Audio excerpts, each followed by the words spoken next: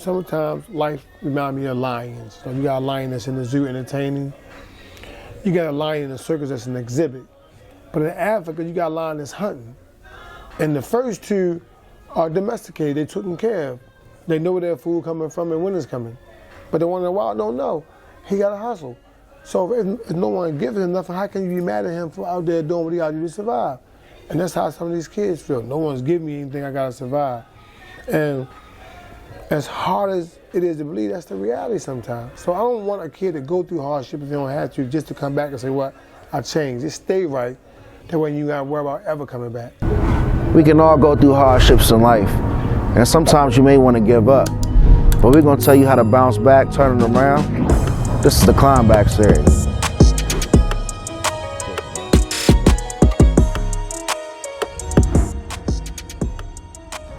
What's good, everybody? It's your man Hef Streams, and this week the Climb Back series brings us to Silk Sports Bar in Towson, just outside of Baltimore, where I'm excited to go in and speak to Baltimore's own Stokey Cannady. Obviously, you guys know I like to eat and drink, so we're gonna check out some food as well. Let's go inside and catch up with your man Stokey. Today's episode features Baltimore's own Stokey Cannady. He is one of the most prominent figures from the city of Baltimore and the Whitlock community. A father, successful entrepreneur, mogul, and role model. It wasn't always easy for Stokey. And today we're going to talk about the paths he chose to climb back. So Stokey, first off, I want to say thank you very much for the hospitality. We in Silk Sports Bar on a Sunday where business is booming, so I really appreciate you taking the time. Thank you for coming, man. I appreciate you. Man. Absolutely, man. We're going to definitely get into a great conversation, regarding the Climb Back series. But first, I want to talk about Silk Sports Bar. Right, I really love the environment. Really appreciate the hospitality every time I come.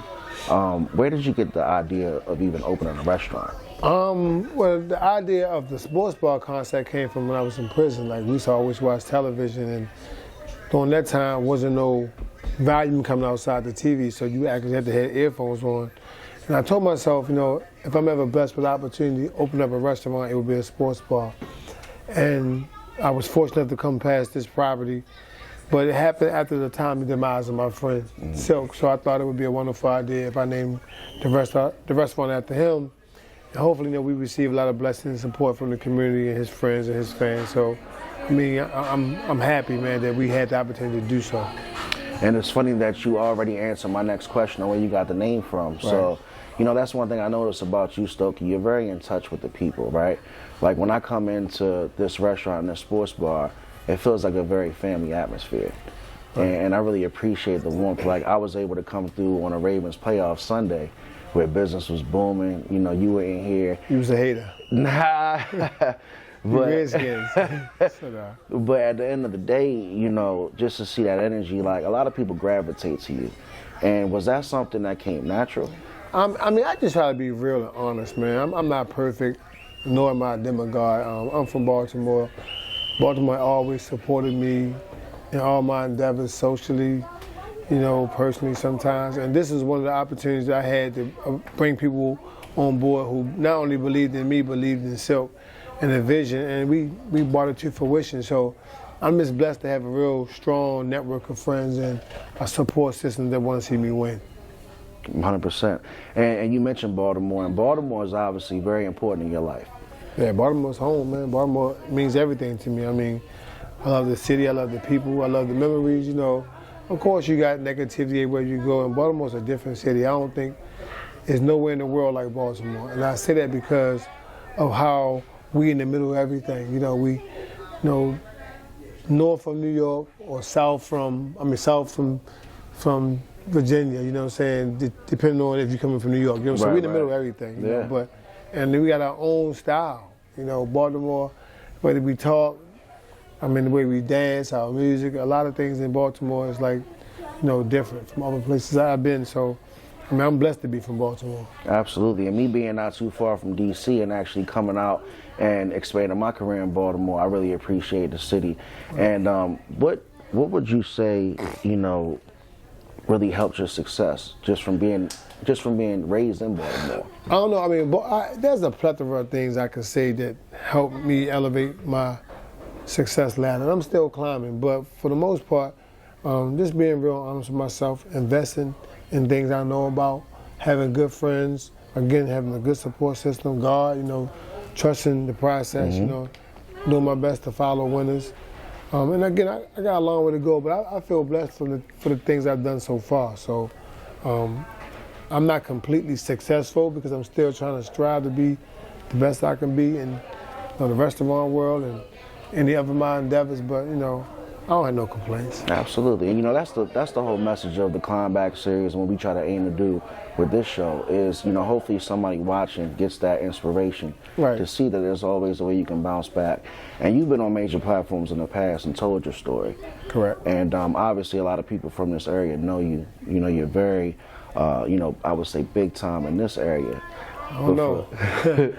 But for those who, you know, are outside of the city, who is Stokey? Just a hardworking man who went through trials and tribulations. I come up, you know, in a middle class family, single parent household.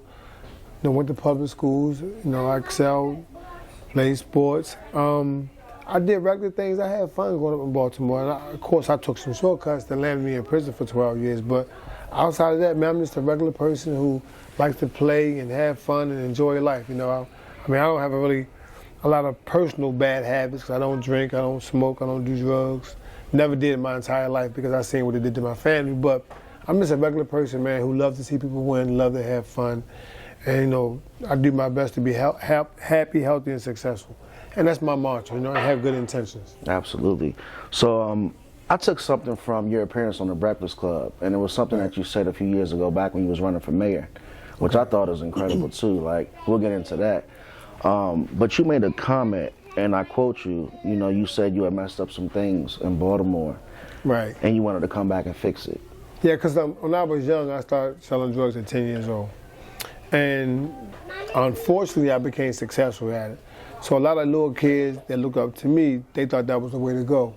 So I feel personally responsible for how I affected the outcome of their lives. Some people lost their health, their freedom, or their life, wanting to hustle or sell drugs or take shortcuts. And I knew I was better than that. So I came back home, you know, after seeking atonement and forgiveness, you know, from a higher power, and I wanted to do my best to put myself in situations that I could win and be successful, and I did that. So in order for me to be successful, I had to correct my mistakes, you know, and know which one I made that was, you know, very effective. So I did that, you know. So another thing that really inspires me is knowing your background myself, you getting to a platform like that and like those that I've seen you. And you were able to meet a lot of people during those times that, you know, turned out to be pretty prolific in a lot of future endeavors with you. Actually, one of my friends that linked us up, you met during those times as well, and my man Roland. And that was a hardship, man. I met him when we both was in the belly of the beast, man. He's a good guy, man, from D.C., I'm from Baltimore. We was in prison, Allenwood, Pennsylvania together, man, and he was a good guy, man, you know, and I always believe no matter where you go, good people all over the world stick together, and that's how I met him, and it was like a relationship that I wanted to carry on after prison, and we did that. So I was glad he was able to hook us up. That's incredible, man. I really appreciate it. And honestly, one thing, not to be selfish, but for me, I really wanted to know about your experience that you explained about when you got a new cellmate that time. Oh, I mean, at the beginning, oh no, I was in Baltimore City Jail, and it's crazy, man. When you have a big case, you know, you think everybody is suspect, you know, and I had some of the strongest, most thorough co-defendants that ever, you know, did the game, played the game, you know, and I knew I could trust them. But more importantly, I knew that I was in a good situation because a lot of the allegations that were made against me was false.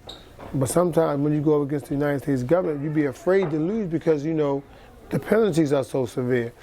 And I didn't want any cellmates because I knew if someone came in my cell, they either probably was being nosy or working for the government. I just felt that. And I had a good rapport with the COs, and I told them I didn't want no cellie. And, you know, they said, okay, we'll do our best not to give you one. But then one day, I think it was maybe a Friday or Thursday, they popped my cell, like, what they doing? And guy was standing out there with some glasses on, and I'm like, what's up? He's like, I'm coming up in here, you know, like, and I could tell he was a man. Now, you respect a man, you know. And he came in there, and me being humble, I said, what's up? My name's Stokey, man. He said, my name Emory.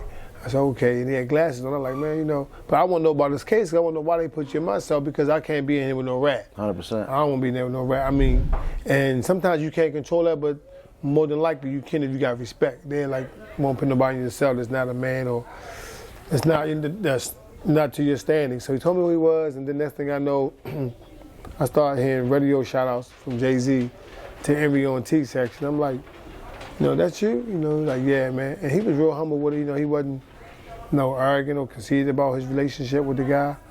And we became like brothers, man, and still to this very day, that's my brother. We share the same mom. As I said before, his kids are my nieces and my nephews, and my kids are his nieces and nephews. So he helped me in many ways. Not only do I get advice for him on social issues, but personal issues, and he's someone I respect and love and care a lot about. So, I think if, me and Emory would have met probably prior to us getting in trouble, we probably wouldn't have gotten in trouble. 100%. But that's how things happen. God don't miss. So, but that's my brother, man. That was one of the best things that happened to me in prison, is meeting him. Yeah, absolutely. And, I believe one of those old-fashioned cliches that everything happens for a reason. Correct. And that led to you getting doors open and you obtaining new relationships probably in areas that you didn't expect from. Yeah, again, I do, a lot of it has to do with who you are, too. Because, you can get an opportunity to play basketball, but you might not can't play. So absolutely. That don't mean, just because somebody on the team, you're going to be able to start, So sometimes you got to bring something to the table. And, a lot of relationships occurred, after I got out of prison, was ones in which I think I deserved and I earned. It wasn't nothing forced. All the ones that were forced didn't last and probably didn't nothing materialize from that, So I was blessed with a few new group of friends or associates that believed in me and vice versa, and some wonderful things happened because of that. Absolutely. And where did you come up with the knowledge and information to start, your music? My son. Your business partnership with Roc Nation and things of that nature, without having that formal, education and that background. Tell us about that. My music background is vague, because it's not like, you had to have a degree to start. My son was in the music, and I wanted to have his back. And knowing that in music it's 80% business, I wanted to make sure that no one got over him. So I started doing research, and I wanted to support him in all his music endeavors, and I learned the game. And then came opportunities not only for him but for myself that we took advantage of, And then from there, you start managing people, and the world started watching, and, one particular artist I was managing by the name of Lil Skies, Jay-Z and Roc Nation saw that I had the kid. They wanted to help him be more successful and take him to higher levels, and that's how that came about. But I had a relationship with Roc Nation before I even started managing Skies. They like family to me, shout out to Ralph Carter, shout out to his family, his mom, his brothers, B-High, Tata, the whole entire Roc Nation family, including Jay-Z, and, a lot of other people that I met through that organization was always like family to me. So it wasn't like business, it was like family, like second nation.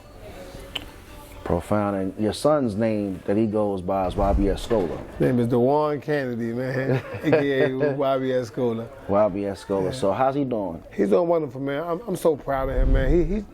He's been in music for, a few years, man, and he always played it right. He's a good person. So I always know when you're a good person, your blessings will come, tenfold. And he's patient. I never heard or seen him hate on no one. He had hardships, being his environment or the culture he grew up in, a lot of things happened that he dealt with like a man, including losing friends, and that's tough on a young guy, especially when you're in the middle of your career. But he's a good person, man. He's a great artist, but he's a better person. Someone I love and respect, and he had to be one of my best friends. I took a ride down the street the other day, right? And I made a turn, and something that inspired me again. Stokey strikes again. I'm on Stokey Avenue. Stokey's Way. Stokey's Way. Right. What's that? They named it. Okay, I grew up in Reservoir Hill, better known as White Lock. Say it again, White Lock? White Lock. A great friend of mine by the name of April, she thought that I needed my flowers. And I was like, well, April, I'm not really big on asking somebody for something. I said, well, we're going to name the street after you because we think you've done so much in the community. And I have honestly been hopeful that one day, I can create generational wealth and leave my kids with something more than just a tombstone. And,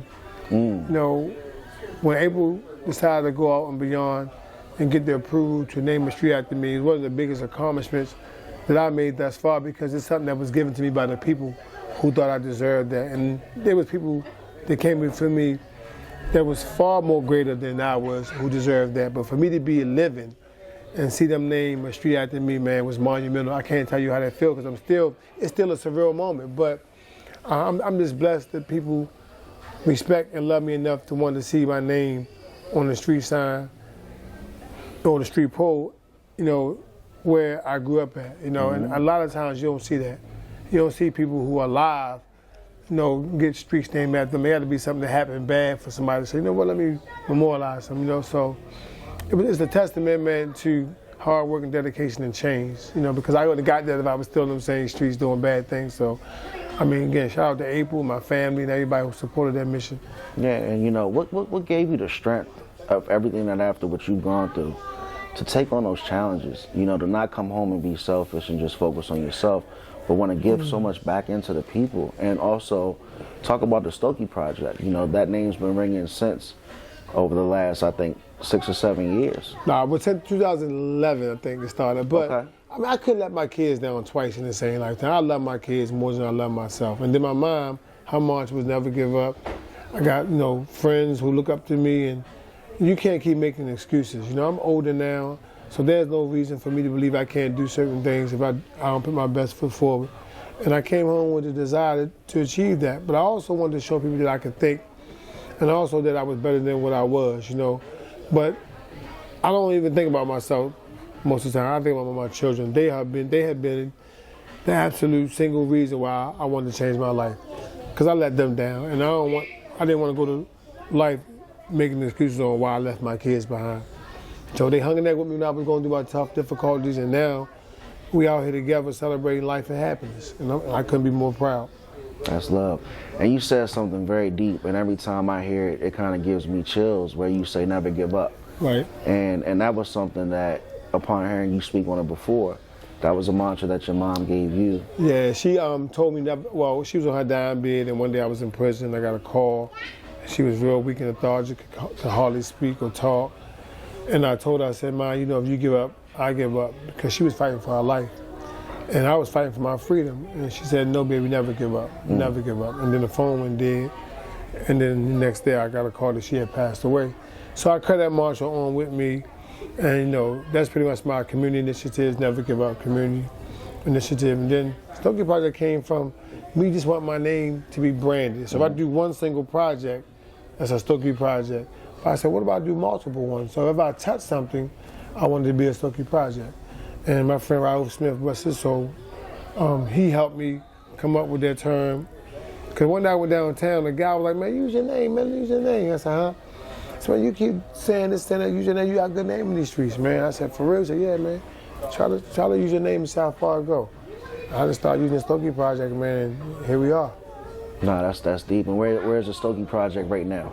Well, we in the middle of a lot of transition. I got a new podcast coming up under the Stokey Project umbrella. I got a restaurant, a barbershop, a sports bar. I have a transportation company, you know, and a few other things in the works, you know, hookah bar, you know, lounge. So Stokey Project has been busy, but more importantly, we got so far to go based on my ambitions and my vision and my focus. So the few things you see now is just really like, you know, the beginning stages of what's to come. Absolutely, absolutely. So one thing I also heard you say was you follow winners. Follow winners. Right? You say a lot of things that are very, they catch my attention. You know what I'm saying? So what would you say to that person who might not be able to, you know, leave those certain friends behind? And it's not like you got to leave your people behind, but how can you change your attitude to follow winners instead of following the wrong people? Well, I don't think it's your attitude. I think you got to change your thinking. Okay. A lot of people don't change their thinking, and some of your best thinking got you in good and bad situations. And for me, you know, I always tell people, you know, it's 1,440 minutes in a day, you know, 10,080 minutes in a week. When they're gone, they're gone. And use your time wisely. But for someone who's going through a hardship or difficulty, and they hang around enablers, then they really don't have your best interest.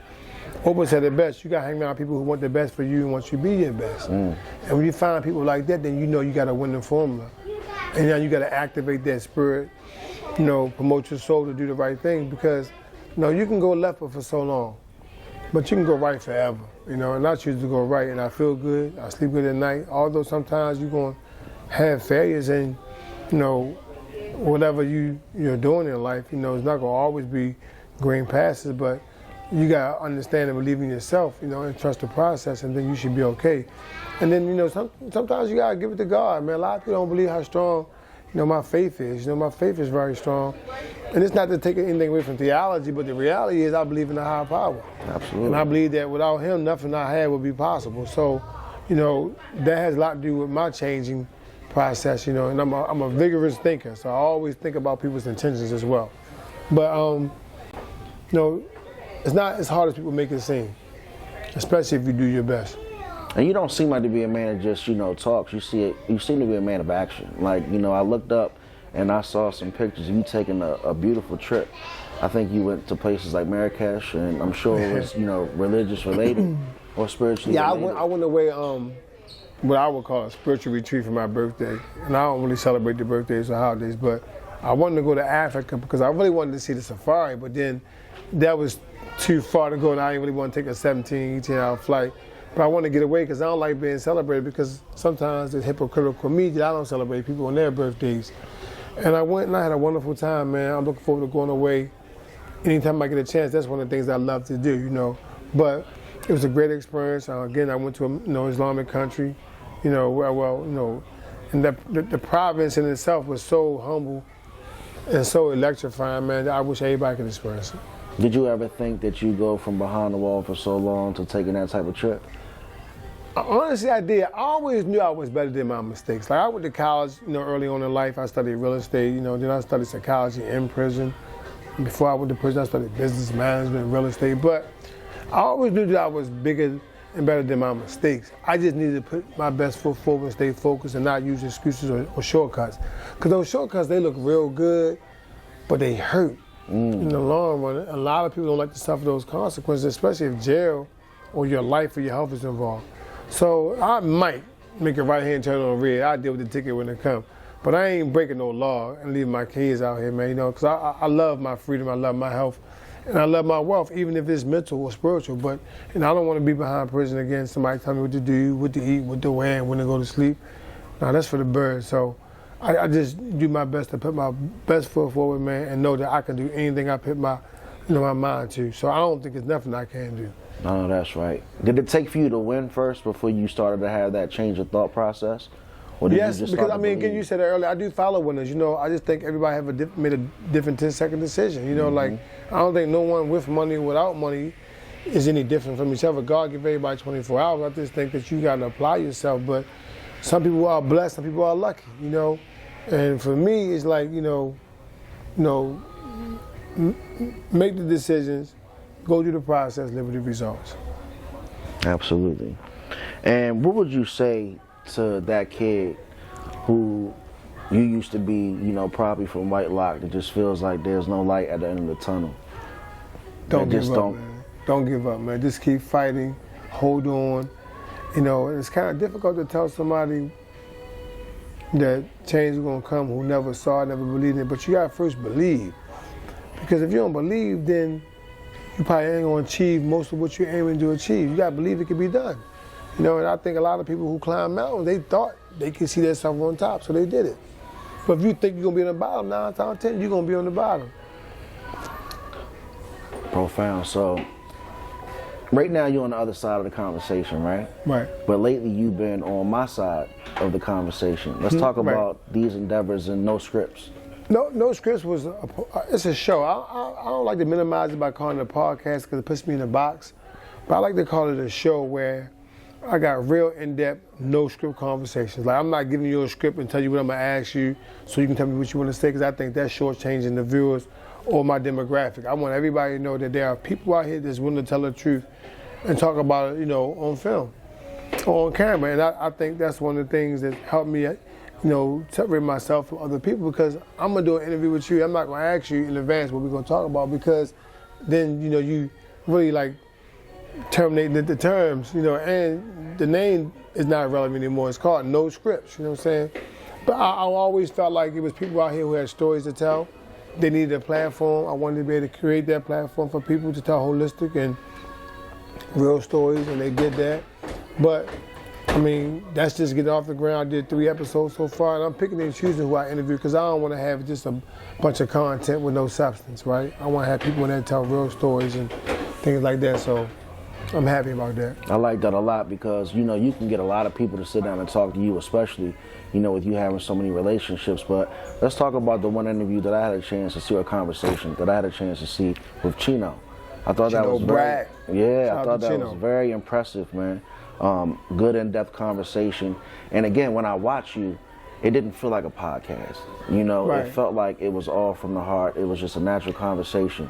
Yeah, Chino, a good kid, man. You know, somebody who I respect, man, love, and want the best for him, man. He comes from my city. He's one of the young kids who was very successful early in life, you know, and everybody go through transitions where they have good and bad times. But, I mean, he always, to me, try to take his talent to the next level. And you want guys like that to win, because if he win, then hopefully he pay it forward, and then people behind him will win, because they got to see it done before they try it. And you know, the conversation was about him growing up in Baltimore, making some real business decisions at a young age that was successful, and what's next in his life, whether it be movies, dirt bikes, and stuff like that. But he's a great person who I had a chance to watch grow up, you know, and we have a lot in common, you know what I'm saying? We come from the same part of town.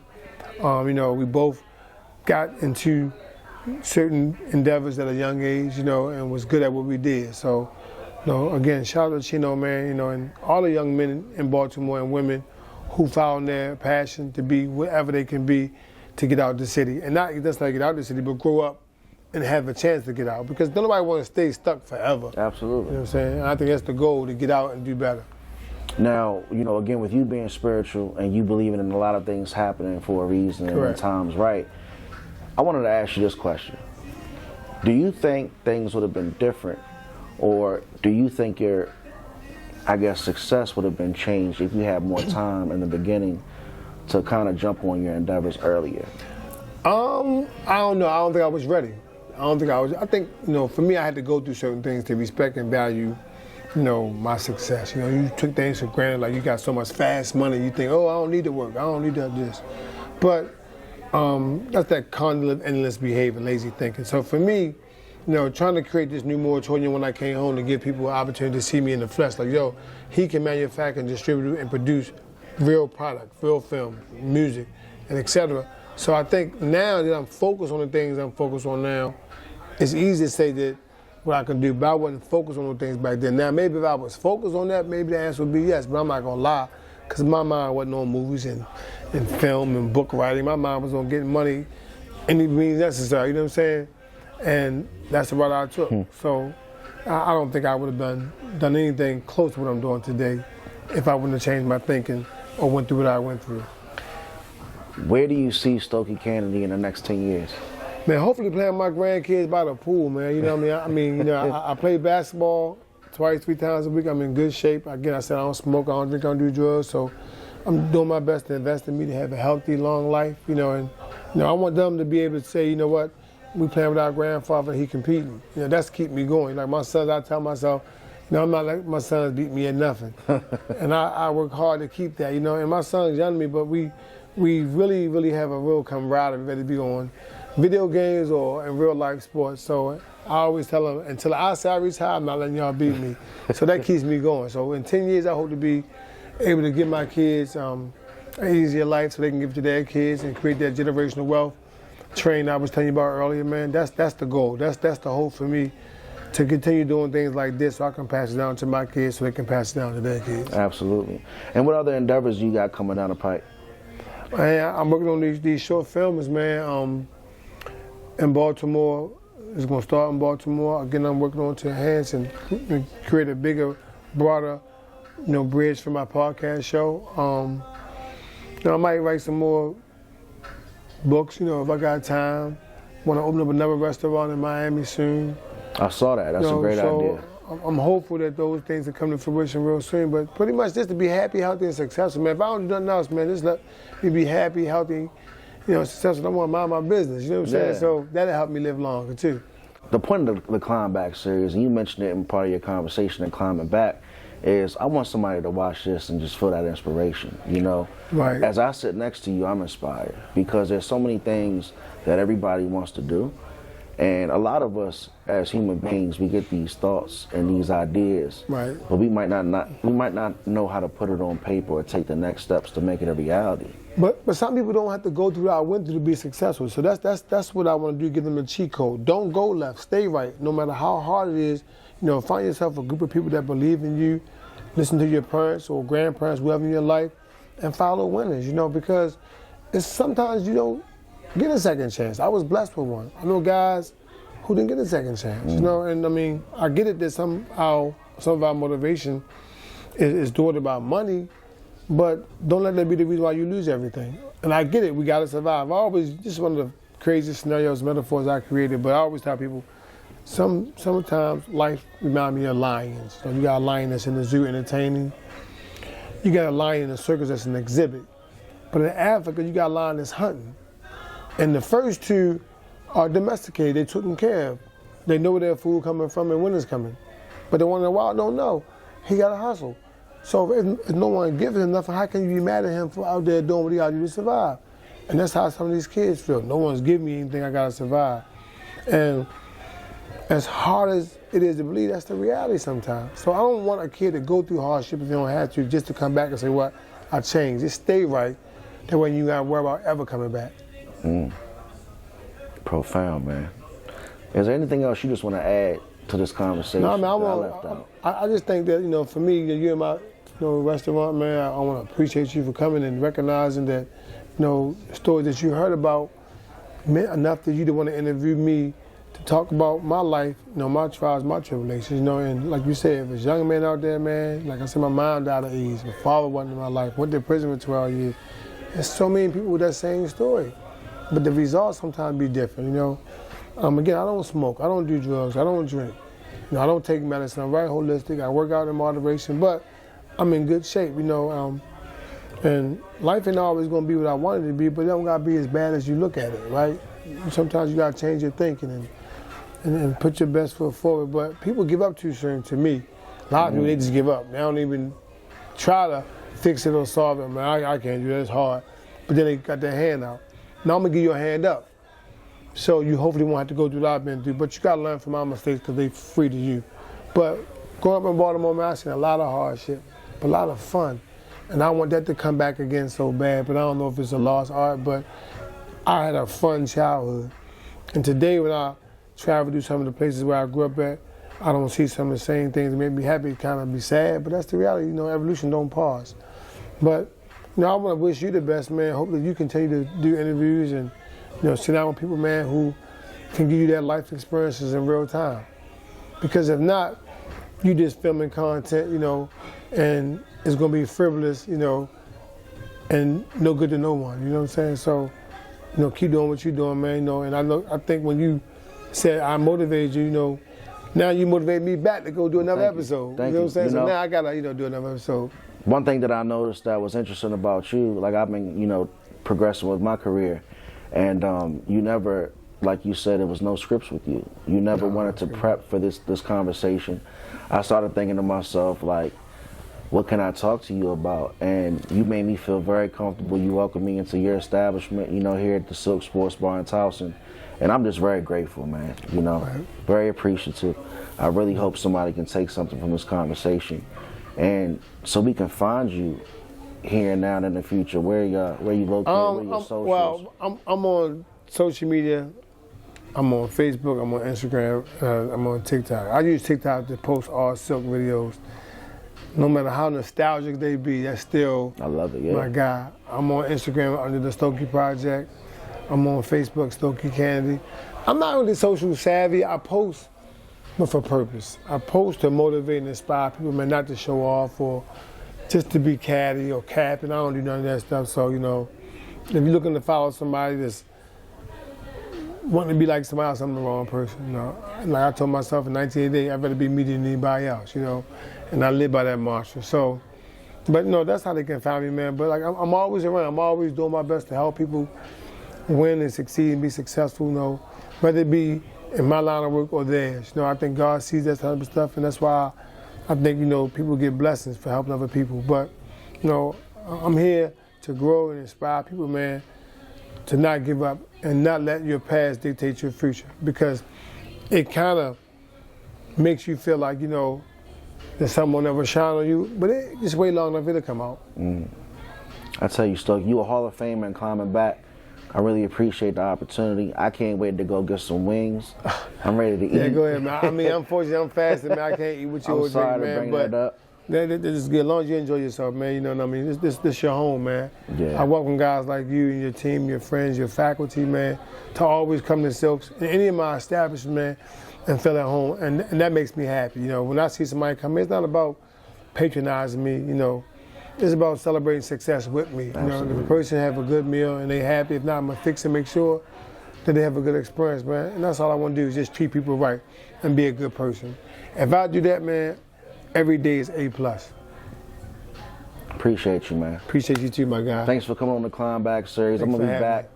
If you see me too much, it's the food. Nah, man, you're welcome to come back. I hope to see you, man, you know, so we can build a rapport, man, and next time we do something together, man, we figure out how to connect the dots, you know what I'm saying, and merge, man, so I can share my platform and, you know, use my resource to help you elevate and vice versa, man. Absolutely. So I look forward to the opportunity. Appreciate you, man. Another episode of the Climb Back series with Stokey Cannady. Watch it, man. I'm with Javinci and Louis from Italy. I got some shit I can't put in my visual. I send them robbers and goblins to visit you. I know I'm failing if I take a physical. I sip on lean every day, that shit critical. Send my young niggas to come and get rid of you. Get that boy out of here, don't leave him critical. I know if I stick to the music, I run up them M's, but I like the criminal way. Vicky like you on parole, you ain't supposed to be smoking, bitch, shut up and give me the J.